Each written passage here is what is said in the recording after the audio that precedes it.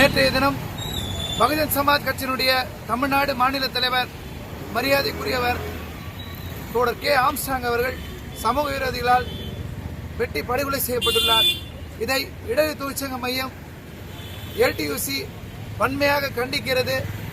இந்த கொலைகள் என்பது இன்றைக்கு சமூகத்திலே, சென்னையிலே, தமிழ்நாட்டிலே இன்றைக்கு ஒடுக்கப்பட்ட மக்கள் இன்றைக்கு அரசியல் நிலைக்கு மேலான நிலைக்கு வரக்கூடாது என்பதற்கும், ஆதிக்கத்துக்கு எதிராக போராடக்கூடாது என்பதற்கும் இன்றைக்கு அவரது படுகொலை என்பது அமைந்துள்ளது. இடது தொழிற்சங்க மையத்துக்கும் உழைப்பொருமைக்கு நடத்திய தூய்மை பணியாளருடைய பேரணியிலே 27/1/2024 பேரணியிலே கலந்து கொண்டு தூய்மை பணியாளர் கோரிக்கை வெல்ல குரல் கொடுத்தவர் எங்களுடைய மரியாதைக்குரிய BSP மாநில தலைவர் கே ஆம்ஸ்ட்ராங் அவர்கள். அவருடைய இன்றைக்கு படுகொலை என்பது மிகுந்த ஆழ்ந்த வருத்தத்தையும் துன்பத்தையும் இன்றைக்கு தூய்மை பணியாளர் மத்தியிலே இது உண்டாக்கி இருக்கிறது.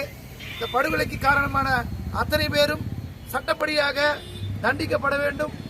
உழைக்கும் மக்களுடைய குரல்கள், தலித் மக்களுடைய குரல்கள் இன்றைக்கு ஒலிக்க வேண்டும்.